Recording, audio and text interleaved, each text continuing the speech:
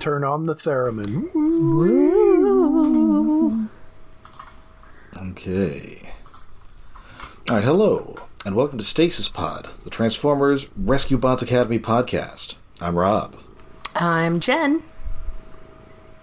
And I'm David. Oh, I should have asked how much space you have on your new computer, Rob. Although, Oh, sorry, what? I should have asked how much what now? Since it's new, you probably won't have problems. But Audacity files are big, annoyingly. Oh, well, I do. It's a new computer. There should be lots of room on it. Oh, it should be lots of room. And I can always just, I kept like the last couple of months of my last one around before deleting them, so I think I should have enough space. Yeah, I think you'll be fine. I don't know. One time I did buy a really low spec computer for cheap one time, and it definitely would not have had room for that nonsense. But that's okay. I just wanted to do Linux nonsense on it. And I've always used a laptop, so. Oh, that's weird. Yeah, I like being able to carry it around places.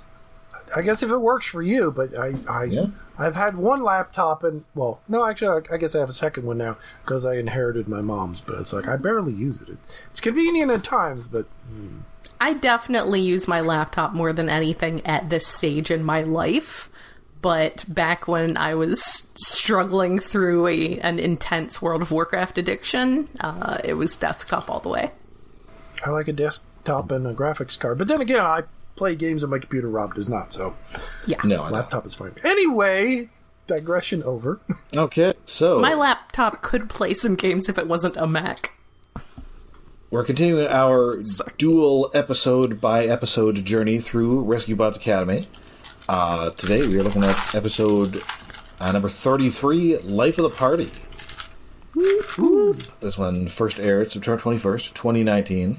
Written by frequent Rescue Bots and Rescue Bots Academy writer Brian Holfield. Last seen around these parts, writing Go Team Go.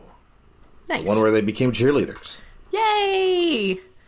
Well, then I guess it makes sense that we would see our... Actually, no, it's the next episode that's got Blades in it. Never mind. Yes. Blades Appreciation Society. Rescue Bots Academy, roll to the rescue, roll to the rescue, save the day for you and me, roll to the rescue. Hot shot, world hoist, Medix and wedge, their teamwork together, we'll give them the edge. Rescue Bots Academy, roll to the rescue, roll out. So we open in Griffin Rock. It is the winter season, and as often happens, people forget how to drive in the winter until winter starts. Yes. Oh, we have a cold open in peril. Yes. Yay! In the cold, no less. We remembered how to have a cold open.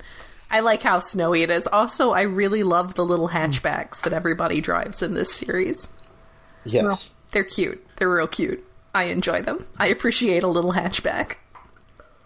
So Griffin Rock is covered in snow, and Chase is having everybody take care of the cataclysmic traffic here. And on Griffin Rock.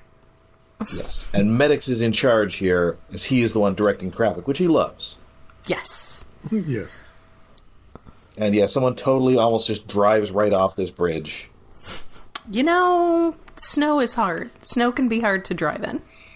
Well, snow is hard if you're in areas that are not used to snow, but they're in Maine. Yeah, well, but they're off the coast, so it might be a little bit warmer. I don't know how the, so they might have a slightly more moderate climate just for, I don't know, something jet stream, something ocean temperatures. Well, maybe they're slightly warmed by the fact that they're atop a fake volcano.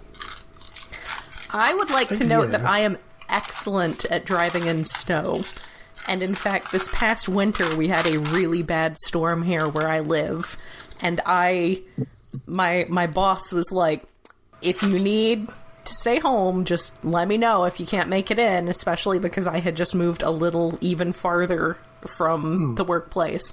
And I was like, sir, I am scheduled to be here at 3 p.m. and I will be here at 3 p.m. because I had talked so much shit about how good I was. at driving in snow that I felt that I was honor bound. Like, I could not mouth off the way that I did leading up to that and be like, oh no, I can't make it on my driveway. So 10 till 3, I walked in there with my big old coat and my snow boots and stuff for making hot chocolate. Everyone on the day shift had called out. He was the only one who had been, the boss was the only one who had been there all day. But by gosh, I had made such a big deal about how good I was at driving in snow. And I was there. I had passed like a tractor trailer off the road. I had passed some car that was extremely on fire. I made it on time. I feel it's more that like you have to be used to driving in the snow and have patience. Well, I lived up in the UP for 3 winters, so driving a Neon. So, well, it also helps to have a car that is decent in snow, which Subarus, yes. Yeah, having a Subaru Crosstrek is easy mode compared to driving in the UP at a Neon. So, or another part of the problem is people think they can drive in snow because they have a big truck. Yes. Yeah. No, absolutely not. No, that dude. just means you're making yourself a bigger missile to go careening off the highway. Yes. Yeah, that gigantic truck does not make you Mr. Plow. No. Nope, I left half an hour early, and I had paid attention to all of the local Facebook posts about road conditions and about which roads were clear, and I was looking at the traffic cameras on the interstate, and by gosh, I made it there on time. I was the only one. So like Jen, Medix is also very good at this and saves the people of Griffin Rock from further incident. In fact, they get everything under control, and Hotshot decides to get in a snowball fight. Well, he's tossing a snowball fight, sort of pretending to be in a cube match, and then it hits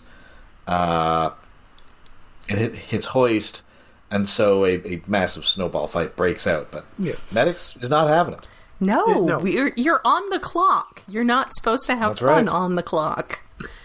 And yet they're technically done. What were Hotshot and they were Hotshot and World were like putting cones around. I guess it was a lake or something. Yes. People they ice skating it or something. Yeah, there were like little signs with like a little person and a crack. Well, Hotshot was doing that. Whirl was already done and making snow primes. Which I guess are angels? Yeah, she's making snow primes, did she say? Yes. Yes, snow primes. I rewound it to make sure what she said. She described them as snow primes. And then, of course, this just makes me think of that G1 episode, Fire in the Sky. Oh my god, that episode. Hey, that's Snow Fair. Well, I guess discontinuity, like many other continuities, every prime except Optimus is dead. I love that episode. And Micronus, maybe. I love that G1 Oh man, episode. that's why. Well, no, because we saw Micronus in like Transformer Heaven with Optimus Prime. Yeah. Oh, right, he wasn't. I wasn't sure if he was dead. Yeah, no, they're. If he was just a guide to the spirit world. Yeah, so I guess they're all angels because they're dead. Yikes. Yeah, that's one of those, like, offhand comments that has massive implications. Yeah. Those fun little asides that I'd love to dig into. Like, and I guess they must have all. And I guess because they all have wings, they all must have shown a suicidal Transformer, the true meaning of Christmas. I want to read those stories. At least one of them. Man, unfortunately, none of the G1 Transformers are one of the actors doing a Jimmy Stewart impression. That would have been great. I mean, I guess possibly because he was still alive. They didn't want to get sued. I guess. I don't know. Was Peter Lorre dead yet? Yeah, Laurie died fairly young. Okay, fine. And I think Bing Crosby, I think that pretty much all the actor impressions they were doing on there were all dead guys. All right. With the exception of Crosshairs, who I think maybe was supposed to be Ronald Reagan. If only. Wasn't Shipwreck from G.I. Joe, like, supposed to sound like Eastwood? Yeah. No, he was Nicholson, specifically that's right. Jack Nicholson. Yes. Yeah. Because Nicholson's in the last detail where he's just walking around literally looking like Shipwreck the entire movie. Which is interesting for a kid's cartoon because that movie is super R-rated. Yeah, that was definitely not a connection that I made for my childhood at all. Like, until well into adulthood. Anyway, so everybody thinks that Medix is just a big stick in the mud, and he kind of is. He doesn't understand what sticks or mud have to do with any of it, though. No, this is really adding some fuel to the Medix is neurodivergent in some fashion kind of file. Yeah, I was like, are we harassing the autistic kid again? Is this another harassing the autistic kid episode? And then he's trying to sort of like find a way to loosen up. But good news, because the perfect person to teach him how to loosen up is coming, and it's Chase. He understands exactly. He was also accused of being a muddy stick. Yes. Also, Chase keeps talking about fun with air quotes, with like finger quotes, which is amazing.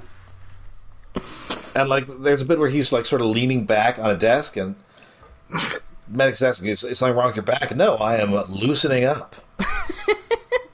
Yeah, this whole sequence is just... It's amazing.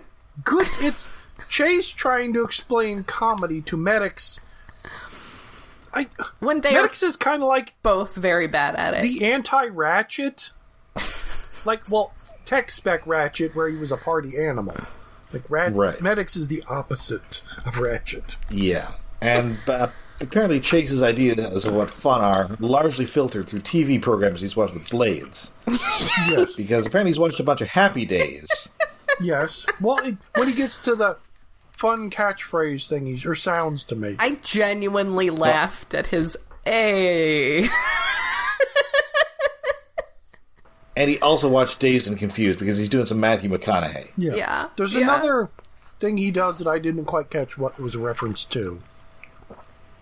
What was it? Oobly shoobly. I don't know that that's necessarily anything. That might be like... I'm thinking that's maybe like Star Trek rules, where you go, yes, the great composers.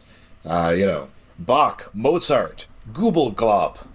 Maybe? I don't know. Where you name two human things and then an alien thing to say that you're on Star Trek. I thought it was just like... That was like not a direct reference to something, but it felt like a stylistic reference to... the delivery, but I just didn't get it. It is hilarious, though. I kind of wonder. Maybe it's like a Snoochie Boochie, maybe Jane Silent Bob thing. Yeah, I could see that, but them deciding to. But it's like, maybe we don't want to get sued by Kevin Smith. Well, and also, like the other things are just noises. Like, hey, there were sounds. Snoochie Boochie is too specific. And that may be something that was maybe a reference that was a little inappropriate for the audience, so... I mean, that's probably true of Dazed Confused as well. And the great thing... Medix, do you know the great thing about protoforms? Every year I get older, and yet they remain the same age. Yo. All right. Yeah, that one is very weird. Those are rookie numbers, son. Also, there's something in this file about driving a Lincoln. I've never actually seen that movie, just I know the context vaguely. Oh, no, he did a bunch of commercials for Lincolns. Oh. Where he's just doing his Matthew McConaughey thing, but, even before they paid me to do this ad, I love driving a Lincoln. That sort of thing. You know what Matthew McConaughey movie that I should force everyone to watch for my birthday sometime? What? Rain of Fire. Oh, that one's... Rain of Fire. It's not really a Matthew McConaughey movie. He's just in it. Specifically, he is in it. I mean, he's like the second guy in it. Second build, I guess. Second, third. And it's sort of before... Oh, no, actually, no. That's like people knew who Matthew McConaughey was. Oh, yeah. But that was still kind of early days of knowing who he was, really. Well, he really broke out big with 96. He was in Time to Kill. Back when the John Grisham thriller ruled the earth. I yes. did not see that. The laugh practice is funny. Oh, teaching about pratfalls was my favorite part. That was amusing. And of course, they got Tough Luck Chuck to demonstrate. As the visual guy. Tough Luck Chuck to come in and take some pratfalls. Why was I programmed to feel pain? And Medix does not understand how these things are funny, but he sees how other people could think they were funny. Does he? Yeah. Chase is telling him that they're funny. Yes. So Medix just starts imitating what Chase says is funny, including the prop comedy, which is weird. I understand this is from Carrot Top, considered the finest human comedian. Yes, or Gallagher. Well, the seltzer bottle, like, that hasn't been the same thing since, like, the Three Stooges. I know. That's very ancient. Which, I guess, just shows what Chase has been watching. He's like Krusty the Clown breaking out the flappin' Dickie. Anyway, so he rejoins his pals. He is trying to do slapstick, and it's extremely not working. No. And doing an impression of Optimus Prime. They're concerned about him. They're concerned that he's hurt himself and is not okay. We made too much fun of him, and now he's broken. Yes. Oh. No. But it all adds up to, like, Medix is trying to be a 90s comedian. Yes. Which is bizarre. I understand that Autobots drive like this, while Decepticons drive like this. Oh, wait, there's like one or two Transformers comedians. Who the hell was it? Armorhide from Cybertron. Skullcruncher? And yeah, Skullcruncher is... Yeah, Skullcruncher, that was... I knew it was a Decepticon. And something like... What kind of comedian would Skullcruncher be? Is he Gallagher? No, he's just a stand-up. I feel like he's probably like turning into alligator mode and like crunching a bunch of watermelons. Oh, that would be amazing. Saying something racist. Good old Gallagher. Then getting into a fight with some sort of podcaster. Yeah, oh. Anyway, so they're trying to... They go to a rescue, which ends up being a downed power line. Body massage. Who wants a body massage? Mr. Body Massage Machine Man. And Medix is still in full comedy mode, pratfalling around, while they're trying to stop a minor emergency. And the weird part is, well, they're accusing Medix of being out of character. It's like, bring Medix back. Who are you? And the one being the most serious, disconcertingly so, is Hotshot. Like, what world are we in now?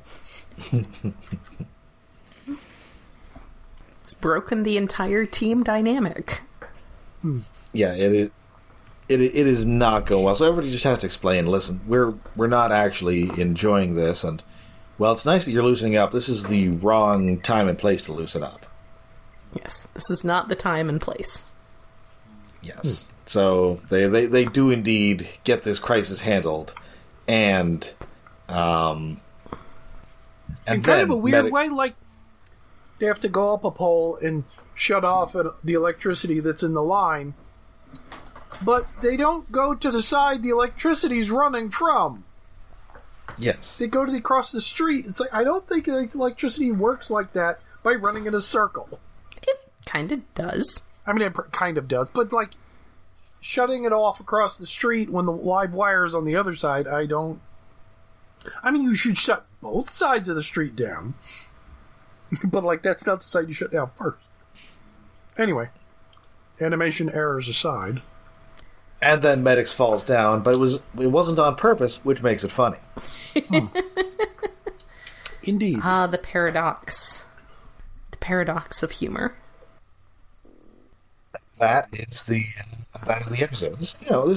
I generally enjoy Medix, and Chase is probably my favorite of the original Rescue Bots, so this was a fun one. I really enjoyed Chase trying to explain fun, and with his air quotes, and just that like I said, I genuinely laughed.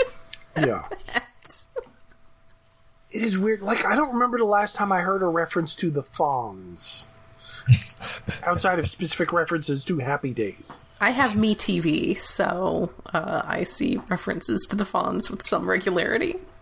Well, yes, by watching Happy Days, it was weird, but yes, it was funny. They have Henry Winkler on for, like, station ID things.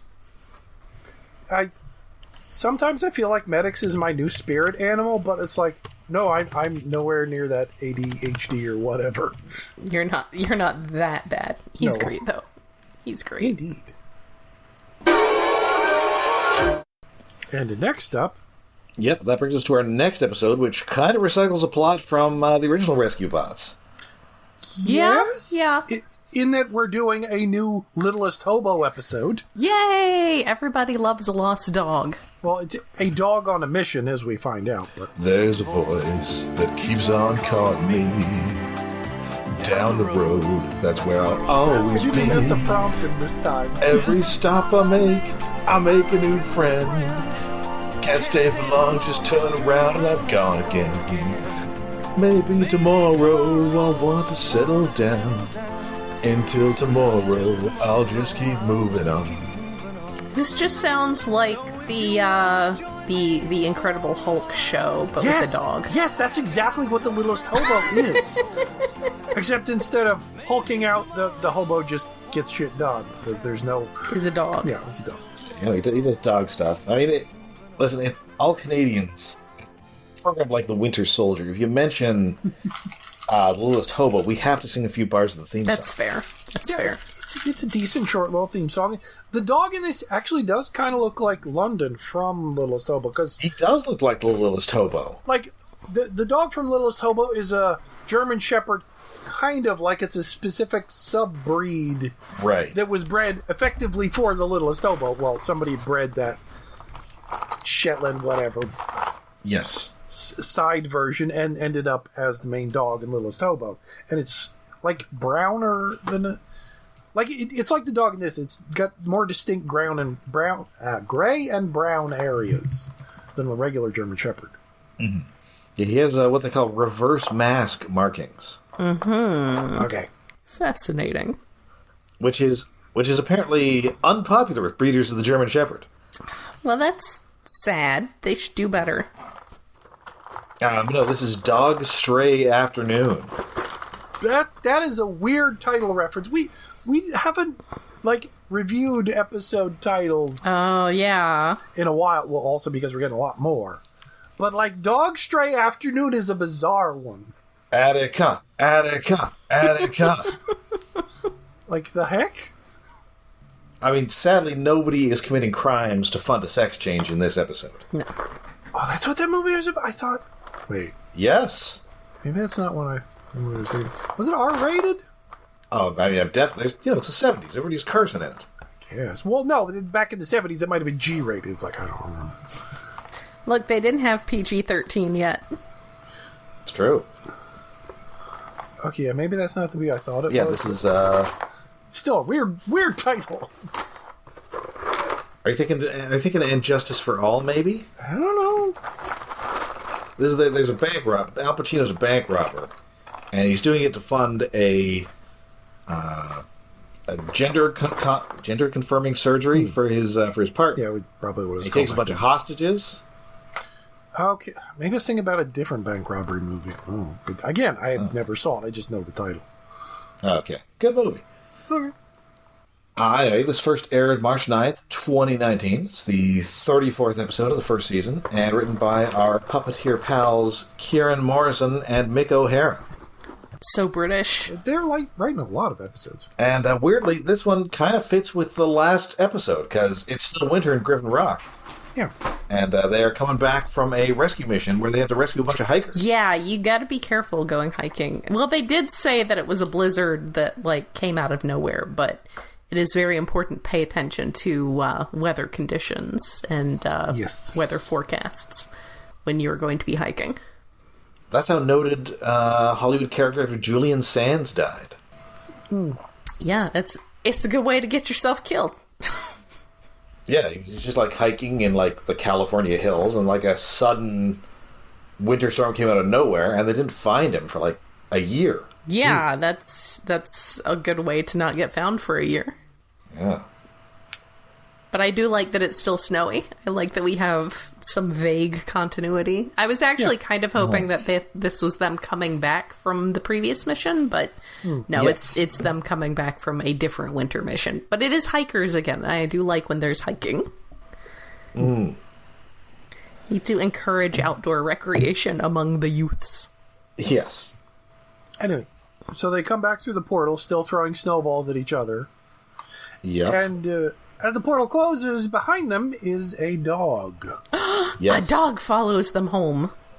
Yes. And this is it's a German Shepherd. Apparently it is based on an actual dog that one of the Raiders owns. Oh, good. And you will note that the same thing with the team kind of finding a dog and kind of keeping it happened in what I think it was just called Rescue Dog. Yeah, y'all, if you find a stray pet, check it for a microchip, please. Well, it turns out that's not even the problem here. The problem is that these our tiny heroes here are all real stupid. Well, I mean, they don't they're even check. It has a scarf on, and it turns out a collar with an ID on it, as we find it out at the end of the episode. Yes. but the collar is under the scarf, so they Yes, don't see the but still- collar. And also, they are baby got alien. a scarf on. Somebody owns that. They are baby alien children. They do not understand these cues. These are true. concepts that are literally alien to them. But they do understand the no pets rule that they have in the No academy, dogs as allowed. Medix pointed out. I mean, But even Medix to be is fair, warmed by this adorable little animal and Yes. wants to keep it. there's probably very good reasons why they do not have pets there. Because they're large and clumsy children. Yes. Yes, they're ill-suited for domestic Earth creature companionship. Yeah. Tell us about the rabbits again, Hoist. Yeah, it's like that. They only understand concepts like eating food secondhand. Yeah. So yeah, they take him back with them. They keep him secret from Heat Wave, and Hotshot's playing. This is totally me with my last landlord. He's trying to name him Speedy, which nobody else likes. Oh, yeah, I have a list of all the names that they come up with. It's probably easy to figure out which one calls which. Speedy, Scoop, What's up? Close Call, Bouncy, and Schnoodles. And dog. And Dog. Yes. So Scoop comes from Wedge because he's digging a bunch of holes. Yeah. Yes. And they think it's a stupid name, even though No, one of them says Scoop Boulder. isn't even a name, and I'm like, it literally Scoop is a is. good name And for then a dog. Boulder says, actually, I know a known couple of multiple Scoops. yes. There's at least one. And now I'm trying to think if there's a mini con or something that I'm forgetting about. Well, there's also the G.I. Joe Scoop. Oh. Yes. He's like the battlefield correspondent. So Scoop is too a name. okay, Scoop. Also, Yeah. they can't use Speedy because I probably get them sued by DC Comics or something. Yeah, oh, yeah. You always seem to have all the answers, Hotshot. Well, what's your answer to that? My dog, Speedy, is a junkie. Oh, comics. Close Call is just a gag from Medix. Bouncy is Yes. what Whirl calls it. And Whirl wants Bouncy. Hoist and comes then- up with Schnoodles, Yes, which I feel has an umlaut in it. maybe he's been consuming some Earth TV. That seems like somebody's been watching a bunch of 80s sitcoms and had to come you fed a bunch of 80s sitcoms to an AI and they had to come with a dog name. Yeah, that's definitely a name you give to a Cocker Spaniel. Although he Yeah. is not the first robot to come up with a dog name. You'll remember in Terminator 2, they're trying to check in on the dog, and so, hey, what is your dog's name? And it's, I can't remember what the dog's name is, but then Schwarzenegger, the T-800 gives the stepmother, who's actually Robert Patrick, a fake dog name. So he must have some sort of subroutine to come up with fake dog names. Maybe. That seems like an important thing to program your killer robot with. So he's got an archive of an old GeoCities site that creates dog names. Yeah, how is Wolfie? Oh, well, Wolfie's fine. Your foster parents are dead. Oh, that has been one of my favorite memes lately. It came back. I forget why. Yeah, that's definitely been going around. Knives and stabbing weapons. It's one of those eternal memes. Cause it's good back and forth. Yes. Advanced system, a learning computer. No, I know now why you cry, but this is something I can never do. Anyway, so the Medix decides that the perfect name for this dog is Dog. Yes. Straightforward. Very reasonable. Yep. Which, again, I feel like this might be a play on The Littlest Hobo. Despite the fact that these are British writers.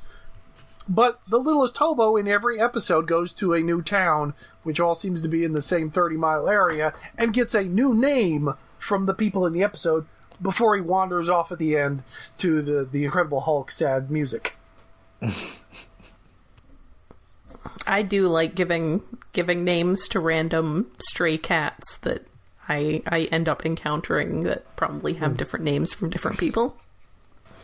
Anyway, the problem is... Now it makes me wonder if this dog is also canine superior. Well, it turns out... So, fast forward, the dog is sad. And so when the next... they're sent on a mission to the Griffin Rock Water Park, which is now also frozen over. And, I don't know, how does this place look on the, action park danger scale? Honestly... Well, okay, it doesn't have a loop-de-loop in the slide. So it's not full-on action park. But it did give me that feeling. It was like 4 ramps David, going downhill. As a resident of New Jersey, did you ever go to Action Park? No, because I heard the horror stories. Oh, okay. I would hear those things, and every once in a while classmates would be like, oh, I want to go to Action Park. But I heard this story, so I was like, I don't think I want to go there. I've heard about people massively injured. Oh, and the time someone died there, which happened multiple times. No. Action Park was this urban legend that some people would go to, and I was too chicken shit to go because I didn't want to die at a water park. Because you valued your life. You felt that a New Jersey water park was not a suitable place to die. No. Because I grew up in the 80s, I was in the peak era of that nonsense. I'm surprised it lasted as long as it did. How is this still going by the time I get to high school? What the fuck? At least I think it was still going by the time I got to high school. It was Action Park, weird. I'm shocked it took that long for a documentary to be made about it. It's weird. It's no. It was a death trap. Holy shit. Anyway... This park, in the winter, because someone was painting the inside of the tunnel because it's off-season. Right. And got stuck. Yes. And they can't find which tube he's in. And the problem is that none of them are going to fit in these tubes. They're just going to have to cut sections of them out. But, here comes the dog. And he finds this worker right away and is able to get Hoist to winch this poor guy out. The day is saved.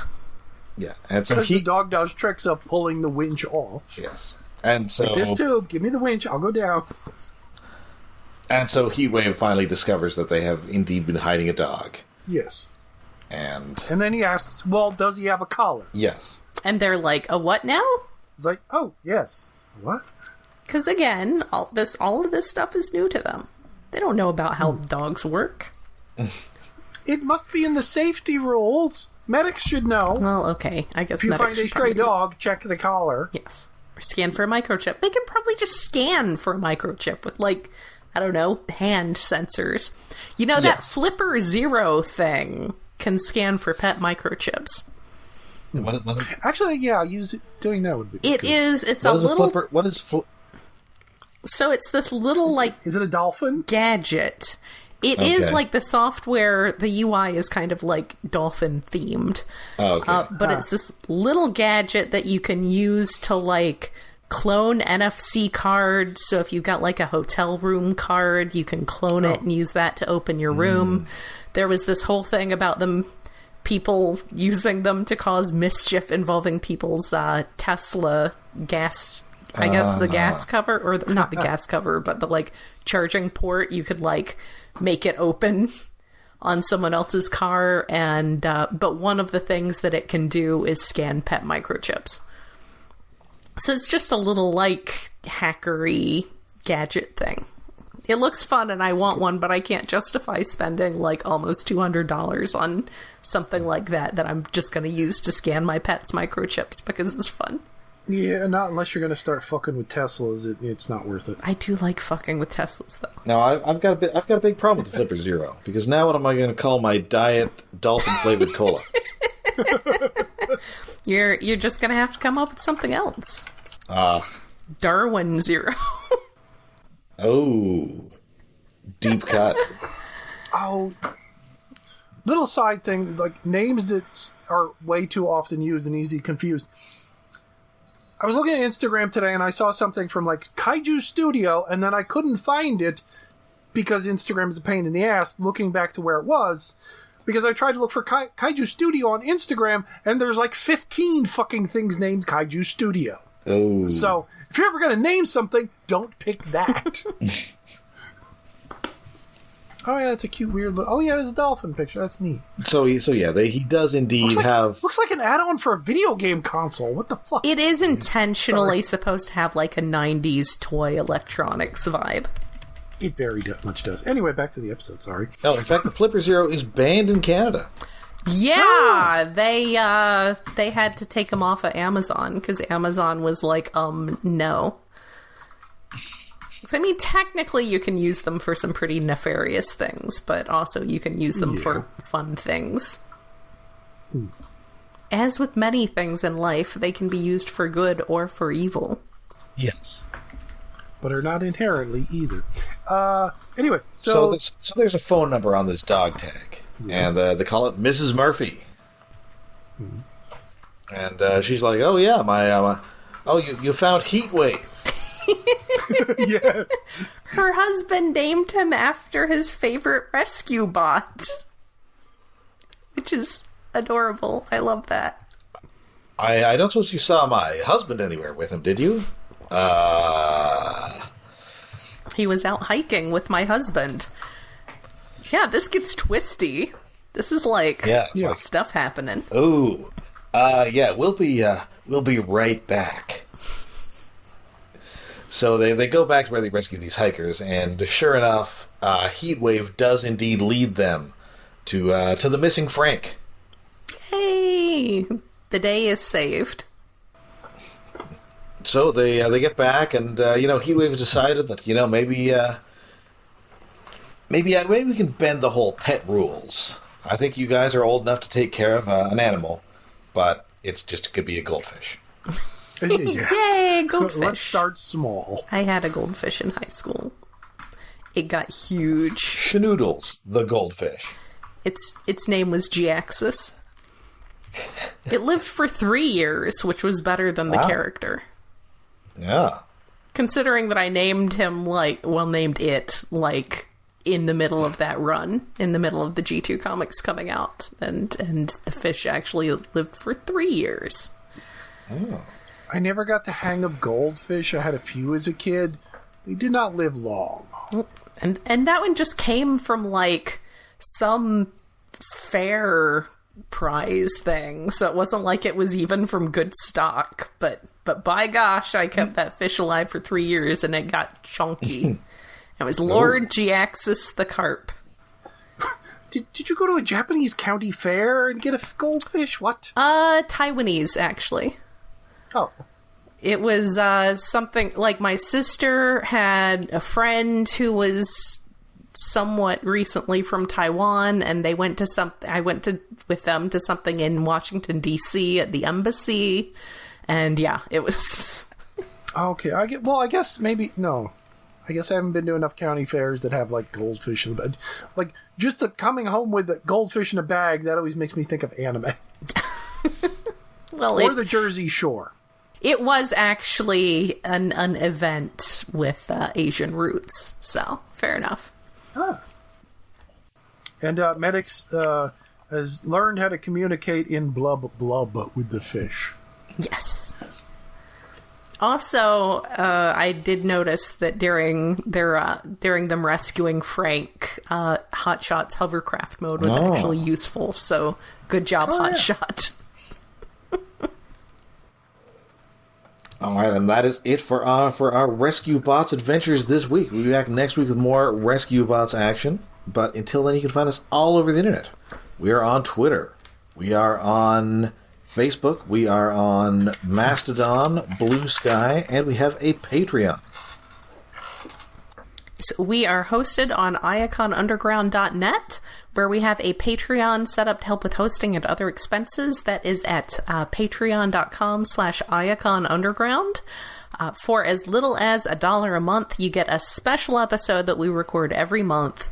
It's super fun. It's usually some random thing. Sometimes it's tied into some movie or something else that's coming out. Sometimes it's just kind of our to-do list of stuff we've been meaning to get to. This month, we are about to record an episode of the Star Trek animated series, which was by popular 80s animation writer David Wise. How Sharper Than a Serpent's Tooth. Half by David Wise. It's also by Russ Bates, who... Star Trek has a long, complicated history with Native Americans. And this is where it starts. Boy, does it. And using bullshit Native Americans? But Russ Bates actually is Native American and wrote the episode with David Wise. Yeah, and it was pretty great. So we're going to talk about that. I think we've got a few things planned for this summer. Yeah. I need to pick out a Legion of Superheroes episode for us to do. There's a haunted house one that was like always on when I turned it on that I'm kind of tempted to suggest because it's kind of... Well, we probably should do, because the Star Trek episode we're doing is an episode I would always see. It's like it's in the category of something we'll probably come back to. That episode is on again. Yeah. Well, if that's the case, then I promise we're not going to do that one Batman episode that I was tuned into, which was always, for whatever reason, 50% of the time, I found a random Batman the Animated Series episode on TV. It was always, I've got Batman in my basement. Which is the worst episode. Yeah, I don't know why that ran that one so much. Yeah, I don't think it was the worst, but... No, it's not great. Probably don't want to do the one I always caught every time. It's no Heart of Ice. I always caught Tiger. Unless you want to talk about furries for an hour. That one was also on way too often. I can confirm that one was on way too often. For next month, we're going to be doing Brave New World, because that is finally coming to streaming. And in August... We were going to do it this month, but it just didn't come out until the end of the damn month. We're going to find... I guess... Did we decide, are we doing, like, the old Fantastic Four cartoon or the moderately less old Fantastic Four cartoon? We're doing the 90s one. Okay. So it's going to be terrible, but a different kind of terrible than I haven't decided which episode of the musical number I'm going to have us do. Oh, no!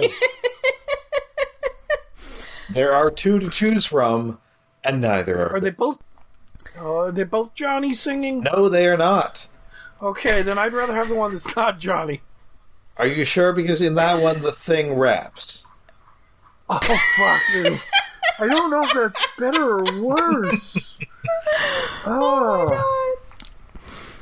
Also, I did, while I was putting together a cat tree yesterday, I had the Dungeons & Dragons streaming channel on in the background. I came across an episode of that cartoon that I need to subject everyone to, because what the entire fuck was I watching?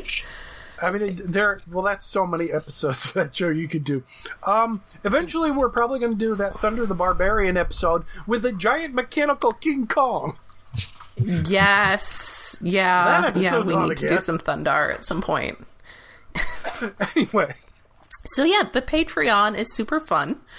And then also, did we decide that we're doing G-Quux next week? Yes, we've been batting it around for a while, but yes, we're going to be at some point doing Gundam G-Quux. So that means the two of you, just right? One episode a month. Yes, we're doing our SSS Gridman style, 1 episode a month of that. Oh, wait. Well, also like we did with G-Witch. But wait, I was on those episodes. Didn't we do? Or wait. Yes. Yes, you were on those episodes. Yeah, well, okay. Part of this is also inspired by we've been waiting to do the second movie of Hathaway. It hasn't fucking come out yet. Yeah, you guys have made me watch Gundam twice, and both times I had no idea what the hell was going on. Well, this time, that's kind of the point. No. Although it does make it kind of fun. It is a series, so it will explain what you need to know. Will it? Yes. But there's going to be some what the fuckery that we're going to have hilarity at. Also, there's going to be a lot of me having a totally normal amount of appreciation for the Gelgoog. I haven't actually started the series yet. I did see the movie in theaters. Haven't? I saw the movie, so I've seen the first 3 or 4 episodes or whatever the heck it is. Yeah, we discussed the Gelgoog, the aquatic one, or is that the Zagok? The what one? The Zagok. Which one's the aquatic one? So basically, have we told you about like the concept of G-Quux at this point? I have absolutely no idea anything about it except that its title is stupid. Yes. So we've told you that we've explained that there are 2 approaches to Gundam series. There's stuff like Hathaway's Flash that is a continuation of the original series from the 70s. That is the more like serious science fiction future stuff. And then there is like military science fiction. And then there are the alternate universe ones, which are really Gundam in aesthetic and themes, but not related in any way. Yeah. Okay, other so that's than like your G Gundams and your Gundam Wings. Yeah. Yes. Alternate timelines. So, alternate continuities, not timelines. G-Quux is a secret third thing. Yes. Oh. G-Quux is a what if. Yes. Which they've done what if video games and manga, but this is the first what if animated. Well, okay, the Gundam Thunderbolt and things, there have been series that are kind of what ifs because they throw way too many extra Gundam shit into the original continuity, but that's a lot of it. Anyway, this is a direct alternate timeline. The first episode changes the continuity of the original series, and we go off in a different direction. Yes, it's basically suggesting what if this one very important event in the first episode of the original series was different, happened differently. It starts from one very small thing that becomes very big. Yes. So kind of like a for want of a nail kind of thing.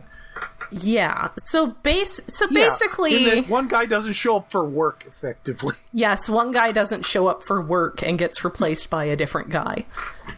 So the Gelgoog in this case is actually basically the gym from the original series, which are the like real work-a-day, every the standard issue, the mass production mobile suits. But because it was made by Xeon, they gave it a stupid name. Yeah, they kept a stupid name for the original. There's so many references in in-gags and things that when we explain them, you're going to be, what? Why? Someone in Xeon just really wanted to use the name Gelgoog for something. Yes, it was Tomino!